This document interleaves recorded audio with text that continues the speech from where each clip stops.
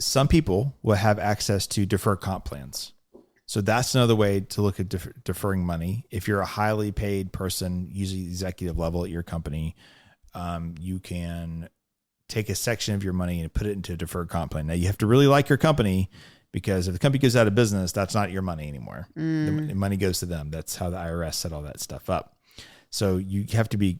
So you're a creditor of the company. Yes. And if you already have, RSUs or stock options or pension, then you're really a creditor of the company. Correct. And if the company is sold or merges with another company, then that account will be paid out to you.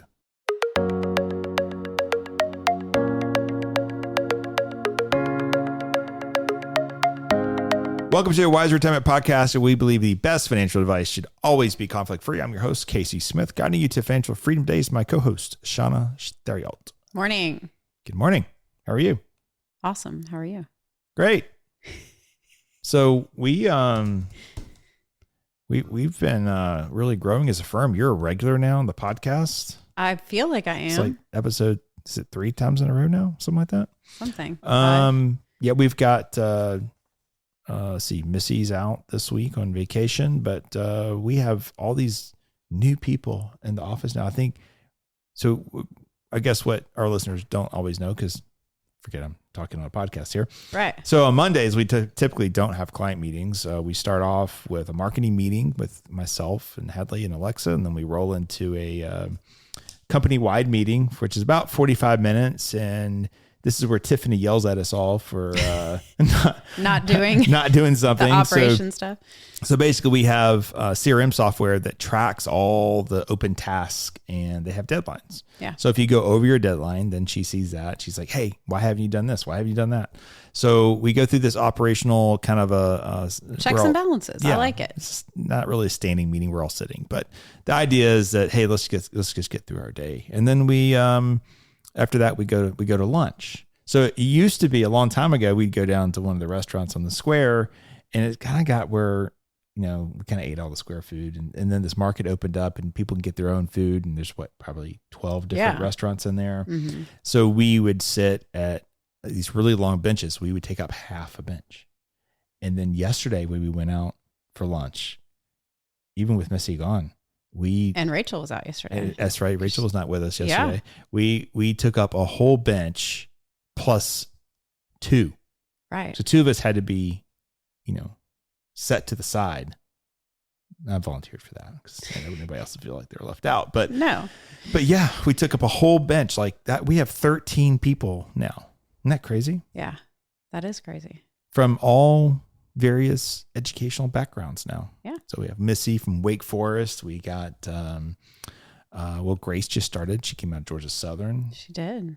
So we have, Andrew's Georgia Tech. We've got UGA with William, Sanford with Michaela. So we've got quite the SAC covered, and private schools on top of that, and I guess the ACC too. And then after we finish lunch every Monday, we come back and we break up into groups, and so Alexa goes and works with operational people about goals and things we're working on, and then all the advisors come in and planning associates, and we go over every single plan we're going to deliver that week. Yep, absolutely, as a group. So it's a group effort as we go through this. But anyway, I just reminiscing, because there was a time period when not that long ago that there were maybe 5 here, and at one point it was just me, Tiffany, and Alexa for a couple of years. Right? Yeah, a couple of years. So it's exciting. It's exciting. A little anxiety, I guess. Payroll looks a little different these days.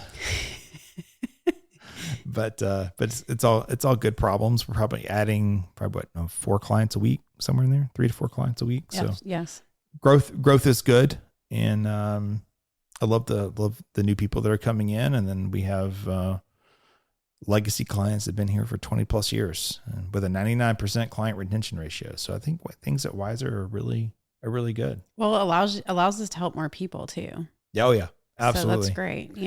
Absolutely. It's give really good advice for them.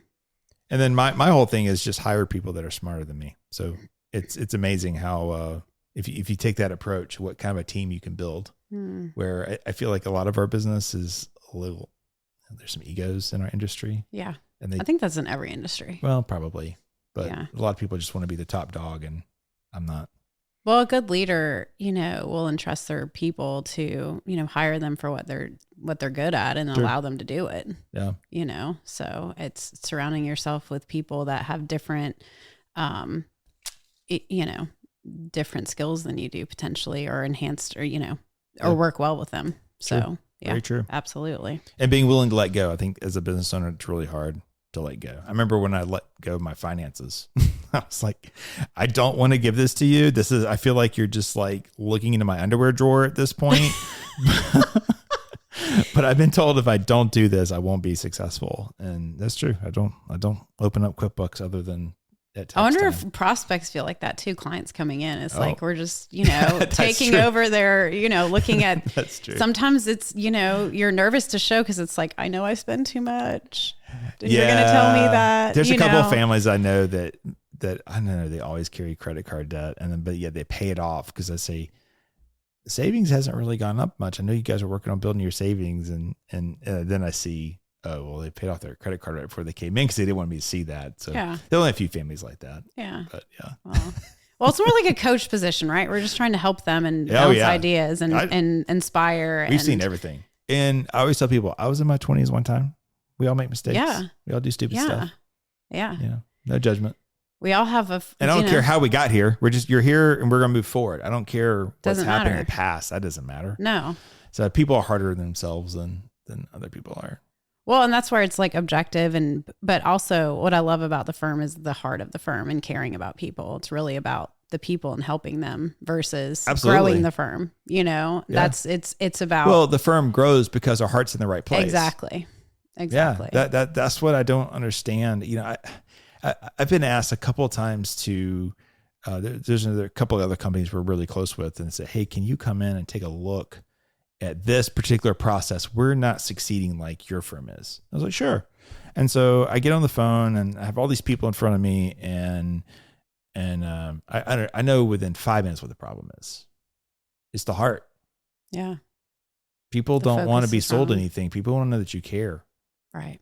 And you have to hire people with the right heart. You can't really change someone's heart.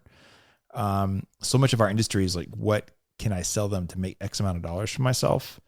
And I learned a long time ago, if you put yourself before someone else, you will never be successful. It'll be a dead end after dead end after dead end. Now there'll be false success. You'll succeed for a while. Yeah. But you're going to realize that it's empty success. And when you get to the other end, you didn't change anybody's life. You didn't do anything to make them better. In the end, all you did was put a lot of money in your pocket at the expense of someone else. And I'm specifically talking about the annuity salespeople and the life insurance stuff. Now, there's a place for all that, but not here. Yeah. That's not the environment that I wanted to build. No. And so it took me a while to figure it out though.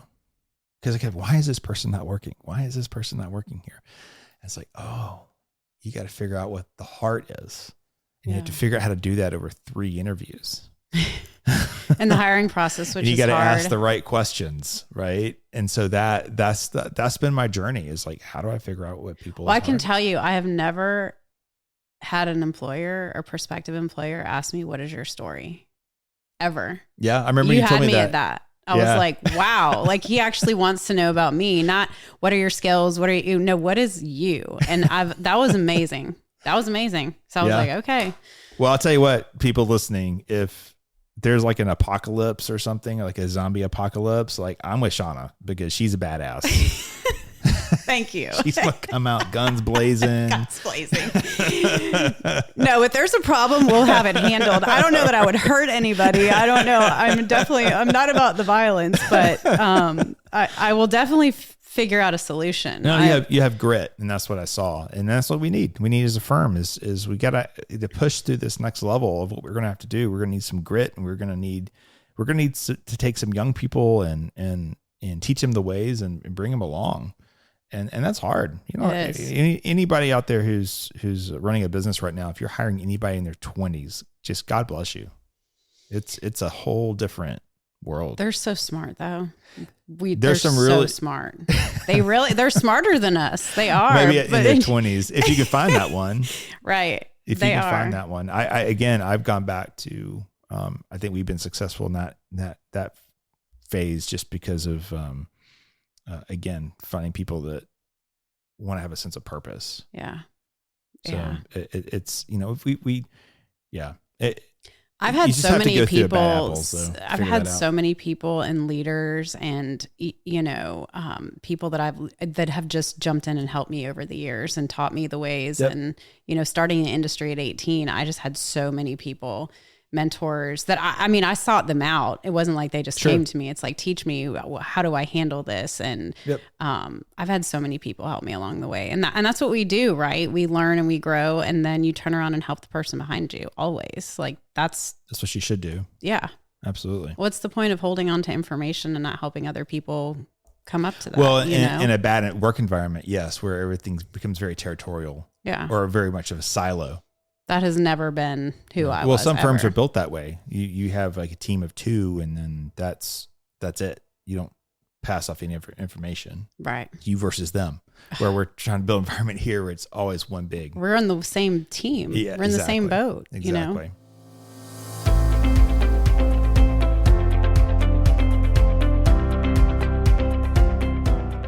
Are you curious why annuities keep coming up as a potential investment option? People are often told that annuities can effectively mitigate investment risks and help secure their financial future.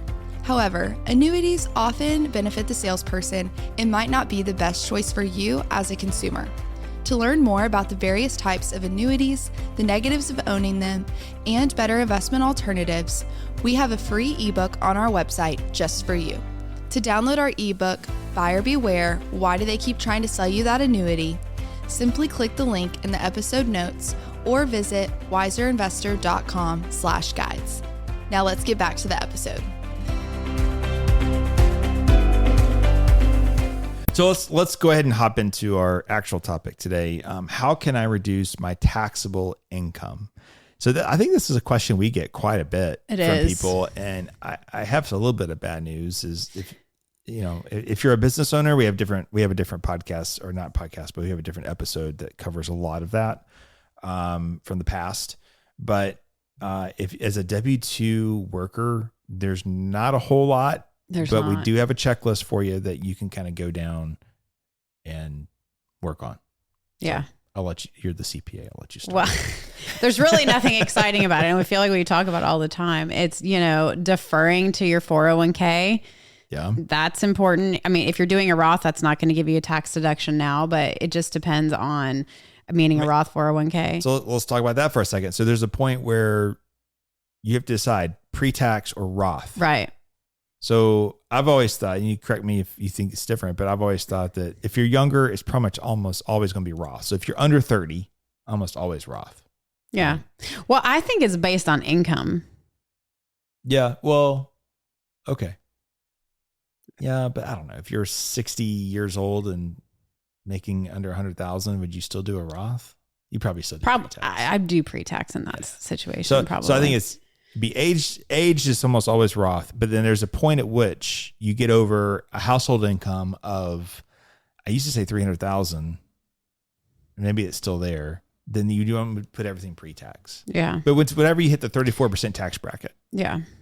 And that depends if it's single or joint, obviously. Well, correct. So, yeah. I'm assuming married. Yeah, exactly. I don't, if it's like 300, 400, I like to defer because it's saving the taxes now. So there's other advisors out there. Specifically, I'm talking about our airline people. There's 2 that want to put everything into Roth no matter how much money you make.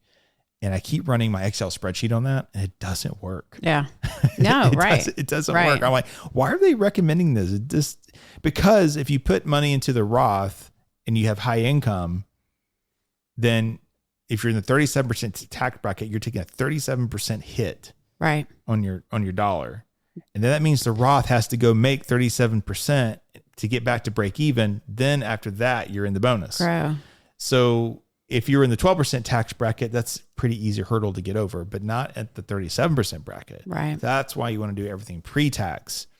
And if you're making that much money, you should be able to do pre-tax. You should be able to save additional money into a brokerage account. And the backdoor Roth, probably. And you could do a backdoor Roth. You could do the mega backdoor Roth where you're putting money after-tax money into the plan and then converting it into a Roth. You could do an individual backdoor Roth by putting it into an IRA, not deducting it, and then converting it to Roth. I'm talking really fast. People are like, what is he talking about? Well, we just did a show on this. Missy and I did a couple weeks ago. So you can go back and look at that. You can listen to that episode. But the point is that if you put money to a brokerage account, when you retire at 65, you don't have required minimum distributions until age 75. You have a whole decade that you can figure out how to convert from IRA to Roth. In the meantime, for 20, 30 years, you've been able to defer that tax as long as possible to use that 37% that you would have paid in tax to then grow more money before you have to pay the income tax. So anyway, that's just, I'm getting on my soapbox on that, but I'd call him out if I could remember the guy's name. It's the Pilot Advisor, I think, is the company. I know that's the company. But their whole thing is, don't pay tax. And he really pushes this whole, the government's going to get your money. And this, I've always joke and say pilots are like borderline preppers, right? So, so they just buy into this stuff. And I'm like, no, guys, it's a math problem. Yeah. Just solve the math problem, and every family is going to be a little bit different than another family. There's not one piece of advice I could give you that fits for everybody. That fits for the 400 people that are going to listen to this episode, right? Yeah. So it depends on your situation. Completely. But yeah, if you're making a lot of money, max out your 401k pre-tax. Yeah. And you can also do a health savings account if you have the high deductible healthcare plan. So that gives you a tax deferral now. A lot of clients will use that for retirement expense, the healthcare and retirement. So allow that to grow tax deferred. My only caveat there is if you'll look at your plans that are offered. It could be that if you're a high user of healthcare, that the HSA is not the best for you. You really do need the PPO. Yeah. So just be careful. I would say tax is a secondary to the health. So make that decision very, very carefully. But yes, an HSA, I have an HSA. I just know every time I go to the doctor, it's going to cost me $500. But I don't use my HSA to pay for it. Right. I'll let the HSA grow. Right. And eventually I'll invest, the balance, because I just started mine. But when I get to a certain point, I'll move that money over and invest it. But don't use the HSA. Just use it for tax deferral. Let it grow to pay for your premiums in old age. Yeah. That's a great strategy. Then if you do have a PPO, your employer may offer an FSA, flexible spending account. Right. That's the one that expires at the end of the year or near the end of the year. Yeah, you have to use it within like a few months after expenses for the year before. Right. That's up to $3,200. So that's tax deduction. If you have kids in daycare, that's another one. Yeah. Yeah. If your employer offers that. it. Absolutely. It's been a while since I've had that. Then most clients don't even itemize anymore because the standard deductions are so high, but you still have those itemizations. And so you have charitable contributions of cash and property. Yep. So that's a deduction that you can look at. Your interest on your home, the state and local taxes. So, state taxes like Georgia, we're in Georgia, other states. But there's that limitation now of 10,000 that they've really, capped everyone out on that. But you can still look at the timing of your deductions too. And this was bigger. I feel like this was bigger when you could deduct all of your Georgia tax and you could deduct all of your real estate taxes when it was above the 10,000. You would look at the timing of that, and maybe move some of those deductions, not pay that's not applicable anymore. It is. You can still do that. But because of that $10,000 limitation, I just feel like it doesn't come into play that much. Yeah. So what she's talking about is if you're going to owe Georgia tax, you would prepay that in the current tax year and you could deduct that on your federal tax. Right. Exactly. And itemize that. But so after 2017, it's harder to do that. It is just because of that 10,000 limit, because it looks at all of your state tax and your real estate taxes and any local taxes. And so you're just capped at 10,000 and most people are over, especially if you're higher income, you're over that 10,000 threshold and you can't use it. So, medical expenses can fall under that as well for deduction. So, looking at that, And I know we recently did on capital gains, we did that whole show on capital gains. And so harvesting those tax losses and having a brokerage account that is tax efficient, that's a way to save money on your taxes as well. So you can write off $3,000 a year in capital losses. Right. And in a brokerage account with this much volatility that's happening in the market right now, especially if it's professionally managed, you should be taking advantage of these major swings. Yeah. And it doesn't mean you're timing the market. It just means you're selling out of the S&P 500 by State Street and you're buying the S&P 500 by Vanguard. It's the exact same underlying holdings for the most part. And you can write off that loss in that transaction. And then if you have typically over $200,000 in your portfolio assigned to large caps, you can do what we call direct indexing. Right. And that you can really generate some taxable tax credits that way. Yeah. That will carry forward to future years. So that's very important. Unfortunately, most firms aren't doing any of that, which I don't understand. How can you be an asset manager and these firms don't even hardly do financial planning? Right. And they just tell people, oh, just invest for the long term. Yeah. And they're collecting a fee. And I'm just like, what are you doing for that fee? Like you should be tax loss harvesting the account. Yeah. That covers your fee. Right. Well, and that's why you do the direct indexing, because if you're just owning, back to your example of owning the S&P 500 and selling it and buying another, it's not always down, but the underlying holdings in the index could be down. And that's why you can do the direct indexing. On the direct indexing. Correct. Right.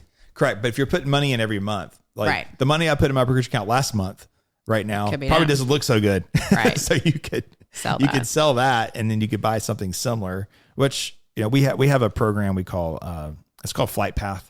It's an automated investment platform. So we use it for our hourly clients because it allows them to self-direct, but it helps them with exactly this in that it does tax loss harvesting automatically for you. Yeah. And it does rebalancing automatically for you. Yeah. And so I have an account there just like everyone else does.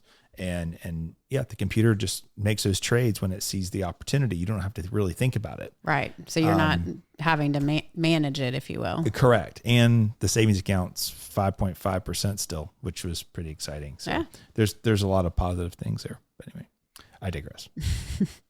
Well, they took away a lot of the deductions that we used to be able to use on our tax return, exemptions, personal exemptions, things like that. I mean, there are still some tax credits depending on, most of the individuals that ask us these questions are in a higher tax bracket. How can I save money on my taxes? Yeah. There are still, the child tax credits. There's other credits out there that you can utilize depending on what tax, if you're in a mid to lower tax bracket.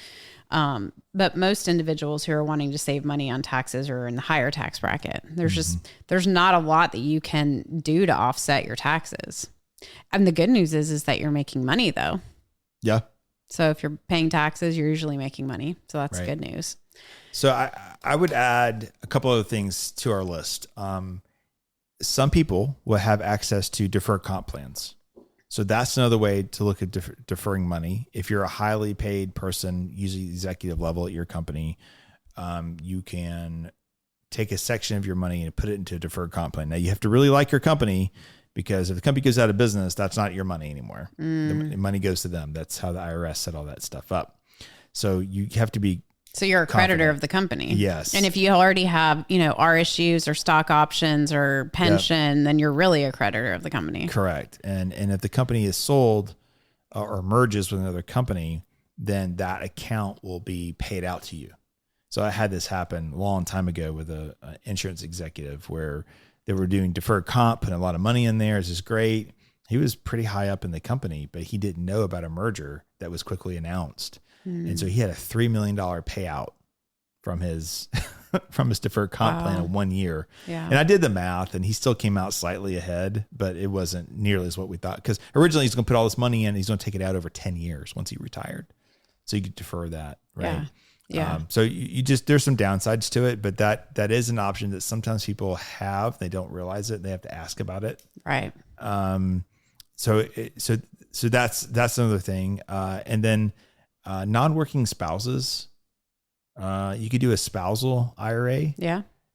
You should be able to deduct that. Yes. Yes. Depending on if you have a 401k and if yours is deductible. Correct. So that could be another avenue for non-working spouse putting money into an IRA. Yeah. Or if you don't have a 401k for some reason, you can put money into an IRA regardless of what your income is. Yeah. If you don't have access to a 401k. So that's another way. Trying to think of, I don't know. There's always options too. I've seen options, especially at smaller companies where, and it just depends on the dynamics, where if your bonus structure, there's sometimes your employer will let you push bonuses to future years or, delay bonuses to do that. Obviously that depends on the company if they need the deduction for so usually that's a planning for the owner, right? As a business owner, I would argue that that would hurt the business. That would hurt the business. It depends. Yes. So at any rate, I've seen that before too. I just know we've had clients mention it even in bigger companies where it's like, well, you can elect what year you want it. So that may be an option as well. Right. True. Mm-hmm. There's in Georgia, it's still a thing. It's not as prominent as it was, but these movie credits. Yes. So that's a legitimate thing. You can purchase movie credits, and basically, let's say you buy $10,000 worth of movie credits that might be worth $13,000 or $15,000 worth of credit. Right. Towards your Georgia tax return. So you can lower your Georgia tax by doing that. These land conservation stuff, stay away from that. Yeah, those are under scrutiny and they're clawing back. I know I've seen them before where when you buy into these, they had insurance tied to them so that if they were ever audited and disallowed, that the insurance would cover the taxes that you owe them back. But they're all my understanding is that a lot of them are blowing up. There's some clawing back on the taxes on that. Smaller accounting firms that have managed to get every client audited because they put this in almost everybody's account. And the firms probably wouldn't exist anymore because of it. So it's just very dangerous. Yeah. I wouldn't participate in anything like that. But I think the big thing is there's no smoking gun that it's not going to get you audited. Yeah. You can start, most people say, I want to start a business so I can write off these losses. And I translate that to mean I want to start a business to write off my life. So you have to be able to generate income. Right. If you're running a legitimate business and it hasn't shown income yet, but you think it will, then that's fine. Yeah. Well, you have hobby loss rule there that can come into play. Yeah. If you start a business, but it never makes any money. Yeah. Right. Yeah, exactly. Then it's not really, it could be considered a hobby. Correct. So, which means you'll have to go in the past and redo those returns and get rid of that loss. Yeah. Well, and it's, it's like the whole goal here is to create wealth or, create options and lifestyle and whatever it is your goals you're trying to achieve. And so I don't know that I would start a business to try to save taxes, especially if it's going to cost you a lot. Like, what is it actually costing you? Does that make sense that you're pouring money into a business that you could be investing just to save tax? Like you don't want to make decisions just based on the tax ramifications. Yes, you want to understand the tax ramifications and make sure, is this the best use of this based on the whole picture or the return of what I'm doing, whether it's real estate or this type of investment. You want to understand the taxes because that is an important piece of the total return. Right. Or, reduction in the return. But I wouldn't make, because is it still costing you and leaving you with less money to save tax? That doesn't make sense to me. No. And sometimes you just got to pay the tax. And what happens is people make $100,000 a year. And then all of a sudden they start climbing the corporate ladder or going up in their seniority at the airline or whatever. And now they're making 300, 400, 500,000. And they go, oh my gosh, all this tax that I'm paying is ridiculous. Mm-hmm. And yeah. That's how it works. It's a progressive tax system. Right. So if you're in the 37% bracket, your whole thing's not getting taxed at 37. It's much less than that. Yeah. But just your top dollar is getting taxed at 37%. And it's a good problem to have. And I don't want to be nonchalant about it and say you shouldn't pay do your anything. tax. But at the same time, you can get really creative and try to save money on tax. And you're also going to get yourself audited. Yeah. And that's going to be hell. Yeah. That is hell. And then, are you really growing your overall net worth? Because you probably don't have receipts for half that stuff. That's true. Right. That's true. That's true. And they have been understaffed for many years, but I feel like they're beefing that back up because I've heard of more and more audits happening. Yeah, absolutely. So those are things that You just don't want to have to put your family through. To me, it's black and white. If it's in the gray area, I wouldn't do it.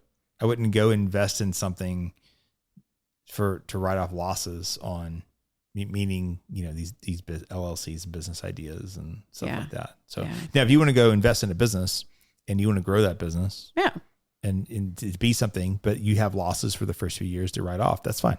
Yeah. But not as a purpose. Right. To lose money. Agreed. Completely agree. All right. Anything else? I don't think we so. got it. I think we covered it. It's really that simple, y'all. It's not. You can have a creative accountant. That's a thing, but you're asking for trouble. People every now and then I get questions like, "Can I deduct my clothing? Did I have to wear a certain type of clothing to work, and I wouldn't normally wear that No. No. No. No.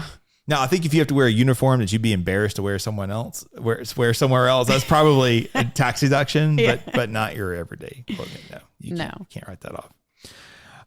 Okay, so episode 229, How to Avoid Capital Gains Tax, is one we did recently. The YouTube channel, A Wiser Retirement, Can Donor Advised Fund Reduce Income, Taxable Income? That's the one we probably didn't cover as much. Being charitable, that would be a good tax deduction too. But you're giving it away. You're not building wealth with it, obviously. Right. Different type of gift, I guess. Different type of wealth, right? Right, exactly. How to reduce taxable income as a business owner. I encourage a lot of people to listen to that one. That's out there on the YouTube channel. Anyway, thanks for listening. If you're interested in learning more about Wiser Wealth Management or want to talk to one of our fiduciary financial advisors, you can do so by going to wiserinvestor.com. And please remember to like and subscribe anywhere you listen to this podcast. It really helps us grow our audience. Thanks so much. See you guys next week. Thanks for listening to a Wiser Retirement podcast. We hope you enjoyed today's episode. Make sure to subscribe wherever you're listening. That way you don't miss any new episodes. We'd also appreciate if you could leave a rating and review. If you have any questions about anything that was discussed today, head to wiserinvestor.com and reach out. This episode was produced by Rachel Dotson. This podcast is strictly for informational purposes only and is not to be considered as investment advice or solicitation to buy or sell any financial products, securities, digital assets, or any other investment vehicles, or a basis to make any financial decisions. Wiser Wealth Management Incorporated is a registered investor advisor with the SEC. The host and/or guests may personally own securities, digital assets, or other investment vehicles mentioned on this podcast. Neither the host nor guests of the show are compensated for their participation, and no referral fees are paid to or received by any host or guest for clients, listeners, or similar interests. Investments involve risk, and unless otherwise stated, are not guaranteed. Be sure to first consult with a qualified financial advisor, tax professional, insurance professional, and/or legal professional before implementing any strategy discussed herein. Past performance is not indicative of future performance.